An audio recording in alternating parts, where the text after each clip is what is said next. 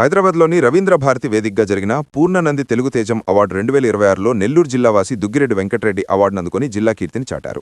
నెల్లూరు జిల్లా రాపూర్ మండలం తెగచెర్ల పంచాయతీ రామకూరు గ్రామానికి చెందిన దుగ్గిరెడ్డి వెంకటరెడ్డి అమెరికాలోని అట్లాంటాలో స్థిరపడినప్పటికీ తన మాతృభూమి మరియు నటనపై ఉన్న మక్కువతో తెలుగు సినీ రంగంలో తనదైన ముద్ర వేస్తున్నారు.